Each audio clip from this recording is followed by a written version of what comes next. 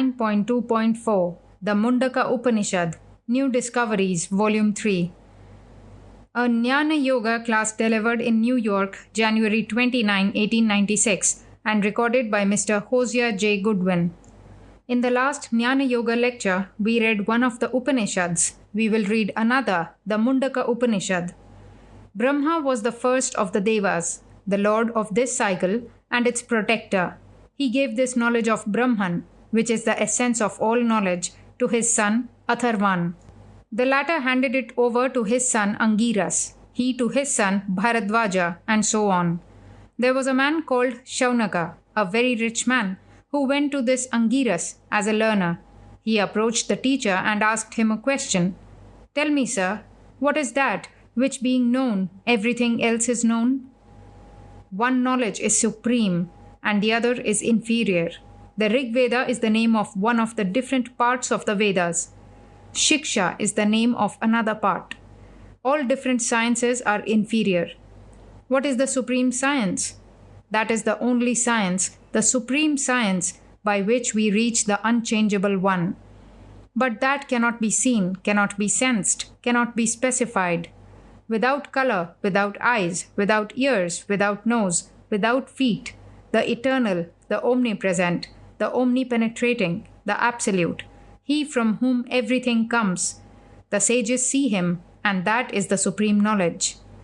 Just as the Urnanabhi, a species of spider, creates a thread out of his own body and takes it back, just as the plants grow by their own nature, and all these things are yet separate and apparently different. The hair is, as it were, different from the other parts of a man's body. The plants are different from the earth. The thread is different from the spider. Yet they, the earth, the spider, and so on, were the causes, and in them these things act. So from this unchangeable one has come this universe. First, out of Brahman comes the knowledge of desire, and from that comes the manifestation of Creator, or the golden womb. From that comes intelligence, from that matter, and all these different worlds. This is the truth, that for those who want to come to salvation or attain to other enjoyments, various ways are told in the Vedas. Then the Mundaka Upanishad, goes on to say how they will reach these blessings. When they die, they will go through the sun's rays to places which are very beautiful, where after death they will go to heaven and live for some time, but from there they will again fall. Here are two words, Ishtam and Purtam. Sacrificial and other rituals are called Ishtam, and Purtam is making roads, building hospitals, and so on. Fools are they who think that rituals and doing good work are high and that there is nothing higher. They get what they desire and go to heaven, but every enjoyment and every sorrow must have an end. And so that ends, and they fall back and become men again, or still lower. Those that give up the world and learn to control the senses live in a forest. Through the rays of the sun they reach that immortality where lives he who is the absolute. Thus the sage, examining all desires of good or evil works, throws away all duties and wants to know that, getting which there is no more return, no more change. And to know that, he goes to the Guru, the teacher, with fuel in his hand. There is a myth in our country about going to the Guru with fuel in one's hands as a sign of helping him in making sacrifices, as he will not take presents. Who is a teacher? He who knows the secrets of the scriptures, he whose soul has gone unto Brahman, who does not care for works or going to heaven or all these things. Unto such a disciple who has controlled his mind, has become peaceful and calm, has given up all this tremendous wave that rises in the mind by desire. I will do this and that, and all those desires which are at best only disturbing, such as name and fame, which impel mankind to do all sorts of things.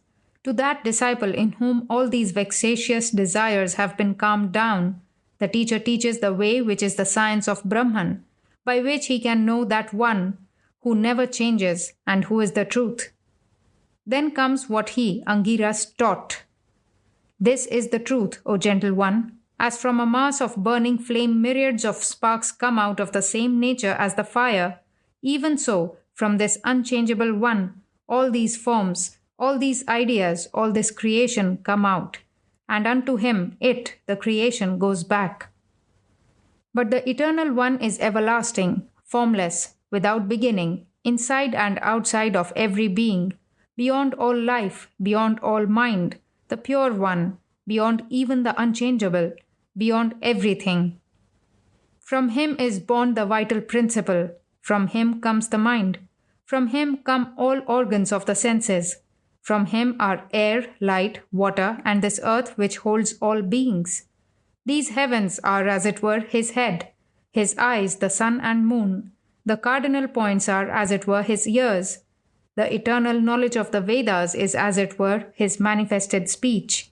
His life is the air, His heart is the universe, His feet this world. He is the eternal self of every being. From Him have come the different Vedas, from Him have come the gods of the Sadhyas. The latter are superior men, much higher than ordinary men, and very much like the gods. From Him are all men, from Him are all animals, from Him is all life, from Him all the forces in the mind, from Him all truth, all chastity.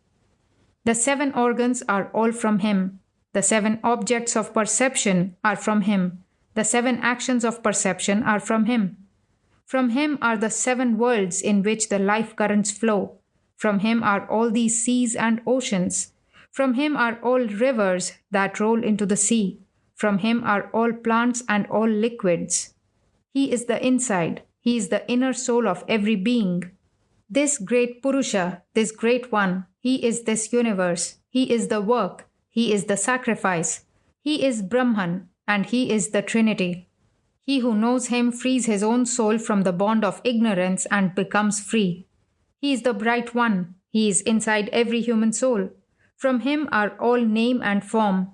All the animals and men are from Him. He is the one supreme. He who knows Him becomes free. How to know Him? Take this bow, which is the Upanishad, the knowledge of the Vedanta. Place upon that bow the sharpened rod, arrow of worship. Stretch that bow by what? By making the mind of the same form as He, by knowing that you are He. Thus strike at it. Strike at that Brahman with this rod. This one is the bow. This human mind is the rod, arrow. Brahman is the object which we want to hit. This object is to be hit by concentrating the mind. And just when the rod has hit its mark, the rod penetrates into the object and becomes one with it, a unity.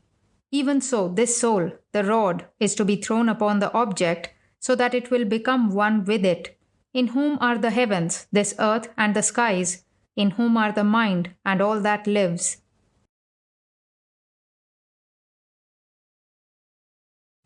In the Upanishads, there are certain passages which are called the great words, which are always quoted and referred to. In Him, that one, in Him alone, the Atman, exist all other worlds. What is the use of all other talk? Know Him alone. This is the bridge over this life to reach universality. He, Angiras, goes on to show a practical way. So far it is very figurative. Just as all the spokes of a wheel meet at the axle, even so in this body is that place from which all the arteries flow and at which they all meet. There, meditate upon the Om that is in the heart. May thou succeed. May the gentle one with success attain the goal. May you go beyond all darkness to Him who is omniscient, the all-knowing.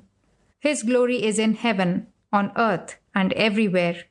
He who has become the mind, the prana, He who is the leader in the body, He who is established in the food, the energy of life. By supreme knowledge the sages see Him whose nature is bliss, who shines as immortality.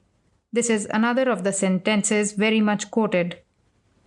There are 2 words. One is jnana, the other vijnana. Jnana may be translated as science. This means intellectual knowledge only. And vijnana as realization.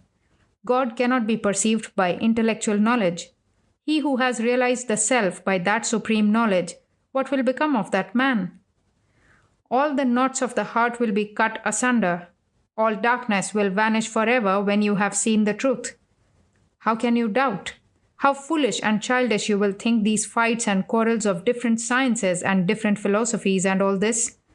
You will smile at them. All doubts will vanish, and all work will go away. All work will vanish. Beyond, the golden sheath is there without any impurity, without parts, indivisible. He, the Brahman. His is the brightness, the light of all light. The knowers of the Atman realize him as such. And when you have done that, the sun cannot illumine, nor the moon, nor the stars. A flash of lightning cannot illumine the place. It is mental, away, deep in the mind. He shining, everything else shines. When he shines within, the whole man shines. This universe shines through his light. Take such passages for memorizing later on when studying the Upanishads. The difference between the Hindu mind and the European mind is that whereas in the West, truths are arrived at by examining the particular, the Hindu takes the opposite course. There is no such metaphysical sublimity as in the Upanishads. If the Mundaka Upanishad leads you on, beyond the senses, infinitely more sublime than the suns and stars. First, Angiras tried to describe God by sense sublimities, that his feet are the earth, his head the heavens.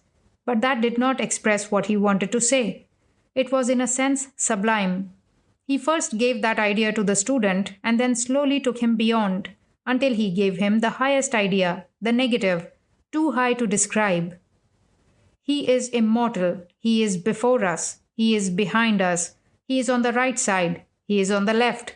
He is above. He is beneath. Upon the same tree there are two birds with most beautiful wings, and the two birds always go together, always live together. Of these, one is eating the fruits of the tree, the other, without eating, is looking on. So in this body are the two birds always going together. Both have the same form and beautiful wings. One is the human soul eating the fruits. The other is God himself, of the same nature. He is also in this body, the soul of our soul. He eats neither good nor evil fruits, but stands and looks on. But the lower bird knows that he is weak and small and humble, and tells all sorts of lies.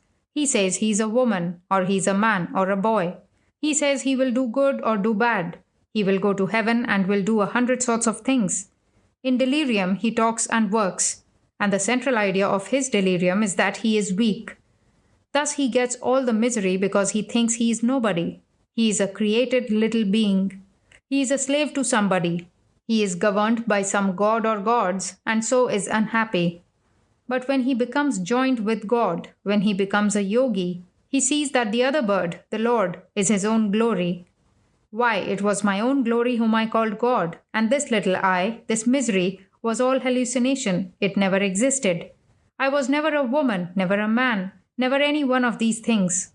Then he gives up all his sorrow. When this golden one, who is to be seen, is seen, the Creator, the Lord, the Purusha, the God of this universe, then the sage has washed off all stains of good and bad deeds. Good deeds are as much stains as bad deeds. Then he attains to total sameness with the Pure One. The sage knows that he who is the soul of all souls, this Atman, shines through all. He is the man, the woman, the cow, the dog, in all animals, in the sin and in the sinner. He is the sannyasin, he is in the ruler, he is everywhere. Knowing this, the sage speaks not. He gives up criticizing anyone, scolding anyone, thinking evil of anyone. His desires have gone into the Atman. This is the sign of the greatest knowers of Brahman, that they see nothing else but him. He is playing through all these things. Various forms, from the highest gods to the lowest worms, are all he. The ideas want to be illustrated. First of all, the writer showed us the idea that if we want to get to heaven and all these places, we will get there. That is to say, in the language of the Vedas, whatever one desires, that he sees. As I have told you in previous lectures, the Atman neither comes nor goes. It has neither birth nor death. You are all omnipresent. You are the Atman. You are at this moment in heaven and in the darkest places too. You are everywhere. Where are you not? Therefore, how can you go anywhere? These comings and goings are all fictions. The Atman can never come nor go. These visions change. When the mind is in a particular condition, it sees a certain vision, dreams a certain dream. So in this condition, we are all seeing this world and man and animals and all these things. But in this very place, this condition will change. And the very thing we are seeing as earth, we shall see as heaven, or we may see it as the opposite place or as any place we like. All this depends on our desires, but this dream cannot be permanent, just as we know that any dream in the night must break. Not one of these dreams will be permanent. We dream that which we think we will do. So these people who are always thinking in this life of going to heaven and meeting their friends will have that as soon as their dream of this life is ended. And they will be compelled by their desires of this life to see these other dreams. And those who are superstitious and are frightened into all such ideas as hell will dream that they are in the hot place. Those whose ideas in this life are brutal, when they die, will become pigs and hogs and all these things. With each one, what he desires, he finds. This book starts by telling us that those who know nothing better than a little road making or hospital building and such good works will have a good dream when they die. They will dream that they are in a place where they will have god bodies and can eat anything they like, jump about, go through walls and so on, and sometimes come down and startle someone. In our mythology, there are the Devas who live in heaven and the Devakas who are very much the same but a little more wicked. The Devas are like your angels, only some of them from time to time become wicked and find that the daughters of men are good. Our deities are celebrated for this sort of thing. What can you expect of them? They are here, simply hospital makers, and have no more knowledge than other men. They do some good work with the result that they become Devas. They do their good work for fame or name or some reward and get this reward dreaming that they are in heaven and doing all these things. Then there are demons who have done evil in this life. But our books say that these dreams will not last very long, and then they will either come back and take the old dream again as human beings or still worse. Therefore, according to these books, it behoves every sensible, right-thinking man once and for all to brush aside all such foolish ideas as heavens and hells. Two things exist in the world, dream and reality. What we call life is a succession of dreams, dream within dream. One dream is called heaven, another earth, another hell, and so on. One dream is called the human body, another the animal body, and so on. All are dreams. The reality is what is called Brahman, that being who is existence, knowledge, bliss. He is the guru, the sage who wants to get rid of all these dreams, to stand aside and know his own nature, who wants to go beyond this self-hypnotism. When we desire, we are hypnotizing ourselves. Just as I desire, I will go to heaven. That hypnotizes me. And I begin to find I am in heaven directly I die and will see angels and all sorts of things. I have seen about 50 people who have come from death's door, and they all have told me stories about being in heaven. These are the mythologies of our country, and it shows that it is all hypnotism. Where Western people make a great mistake is here. So far as you have these ideas of heaven and hell, we agree with you. But you say this earth is real. That cannot be. If this is real, heavens and hells are real, because the proof of each of these is the same. If one is a hypnotic condition, the whole of it must be so. Vedantists say that not only are heavens hypnotic, but so is this life and everything here. Some people want to go from one hypnotic condition to another, and these are what we call the fools of the world, the samsarins, the travelers who go from dream to dream, from one hypnotic trance to another. For 50 years they are under the idea that they are men and women. What nonsense is this? A man or a woman in the soul? It is terrible hypnotism. How can the soul have any sex? It is self-hypnotism. You have hypnotized yourself and think you are men and women. If we are fools, we will again hypnotize ourselves and want to go to heaven and hear all this trash of gods and goddesses and all sorts of humbug, and will kneel down and pray and have god bodies by the millions to worship on thrones. At the end, we have to hypnotize ourselves again. We are all in the same boat here, and all who are in the same boat see each other. Stand aside, free, beyond dream and hypnotism. Some fools have hypnotized themselves that they have bodies and wives and all these things. I also am a fool and have hypnotized myself that I have senses and all these things. So we are all in the same boat and see each other. Millions of people may be here whom we do not see, touch or feel. Just as in hypnotism there may be 3 books before you, but you are hypnotized and are told that one of them does not exist. And you may live for a year in that condition and never see it. Suppose 30 men are under the same hypnotic influence and are told that this book does not exist. Those who are in this condition will all fail to see the book. Men, women, animals are all hypnotized and all see this dream because they are all in the same boat. The Vedanta philosophy says that this whole universe, mental, physical, moral, is hypnotic. Who is the cause of this hypnotism? You yourself are to blame. This weeping and wailing and knocking your heads into corners against brick walls, as it were, will not do you the least good. However, knocking everything that is hypnotic on the head leads to what is called non-attachment, and clinging to more and more hypnotism is attachment. That is why in all religions you will find they wanted to give up the world, although many of them do not understand it. These fellows used to starve themselves in a forest and see the devil coming to them. You have heard those wonderful stories of India, of how those magicians can make a man see a rope rise from the ground to the skies. I have not seen any of them. One of the Mughal emperors, Jahangir, mentions it. He says, Allah, what do these devils do? They take a rope or a chain and the chain is thrown up and up until it becomes firm, as if it were stuck to something. Then they let a cat go up the chain, then a dog, then a wolf, then a tiger, then a lion. All walk up the chain and vanish. Sometimes they will send men up the chain.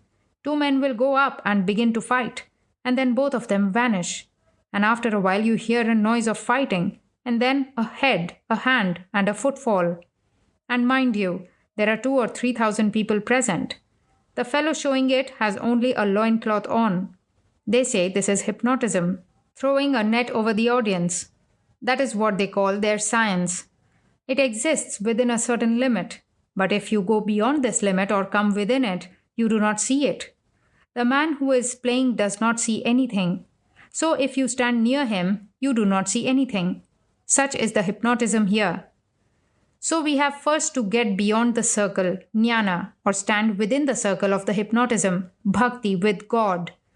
The great player who is playing all these things, the whole universe he projects. Chapter after chapter comes and goes. This is called Maya, the power which creates all these tremendous things. He who is the ruler of this Maya is God, and he who is ruled by Maya is the soul. Just as in the case of that chain, so the man who was standing in the center had the power and was not deluded, but all that audience was governed by Maya. So that portion of Atman which rules Maya is called God, and the little bits of the Atman deluded by it are called souls, you and I. The Bhakta says, crawl nearer and nearer to the hypnotist, and when you get to the center, you do not see anything, you get clear of it. The jnani does not care to undergo all this trouble. It is a dangerous way. Unless a man becomes a lunatic, when he finds himself covered with mud, will he take more mud to wash himself?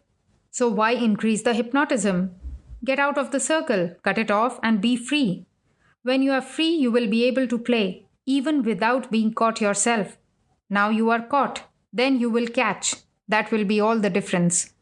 Therefore, in the first part of this book, we are told that we must give up all this idea of heaven and of birth and death and so on. It is all nonsense. No man was ever born or ever died. They are all in hypnotism. So is eternal life and all this nonsense. Heaven is hypnotism and so is earth. It is not as materialists say, that heaven is a superstition and God is a superstition, but he himself is not a superstition. If one is superstition, if one link is non-existent, the whole chain is non-existent. The existence of the whole chain depends on the existence of one link, and that of one link on the whole. If there is no heaven, there is no earth, and if there is no God, there is no man. You are under this hypnotism, and as long as you are under it, you will have to see God and nature and the soul. And when you are beyond this hypnotism, God will vanish. So will nature, and so will the soul. Therefore, first of all, we will have to give up all these ideas of God and heaven and enjoying the fruits of these, and all that going to heaven will be one more dream. Next, after showing these things, the book goes on to tell us how to get out of this hypnotism. And the one idea that is brought out through all these ideas is to be one with that universal being. The thing manifested, the universal being, is not anything of these. These are all nonsense, Maya. But that upon which all these things are being played, the background upon which all this picture is written, is we ourselves. We are one with Him, that universal being. You know you are one with Him. Only you must realize it. He gave us two words. One is intellectual knowledge, and the other is realization. That is to say, intellectual assent is within this realization, and realization is beyond it. Therefore, intellectual assent is not sufficient. Every man can say this theory is right, but that is not realization. He must realize it. We can all say we understand that this is hypnotism, but that is not realization. That will be when the hypnotism will break, even for a moment. It will come in a flash. It must come. If you struggle, it will come. When it does vanish, all idea of body will go along with it, that you have sex or body just as a lamp blows out. Then what will become of you? If some part of your karma remains, this world will come back again, but not with the same force. You have known that it is what it is. You will know no more bondage. So long as you have eyes, you will have to see, or ears, you will have to hear, but not with the same force. I had read all sorts of things about the mirage, but had never seen it before until about 4 years ago when I was traveling in Western India. Of course, as a sannyasin, I was traveling on foot, making my slow marches. So it took me about a month to travel through that country. Every day I saw such beautiful lakes and the shadows of trees on the shores of those lakes, and the whole thing was quivering in the breeze, and birds flying, and animals. Every day I saw this and thought what a beautiful country it was.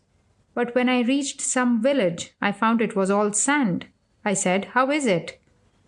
One day I was very thirsty and thought I would drink a little water at the lake, but when I approached it, it disappeared. And with a flash the thought came into my mind, this is the mirage about which I read all my life. But the strange thing is that I was traveling for a month and could never recognize that it was a mirage, and in one moment it vanished. I was very glad to know this was the mirage about which I had read all my life. Next morning I saw the lake again, and along with it came the idea, that is the mirage. All that month I had been seeing the mirage and could not distinguish between reality and mirage.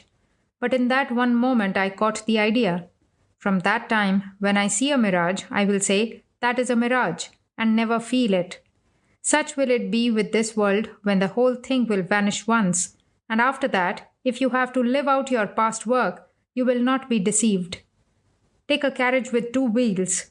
Suppose I cut one of the wheels from the axle. The other wheel will run for some time by its past momentum and will then fall.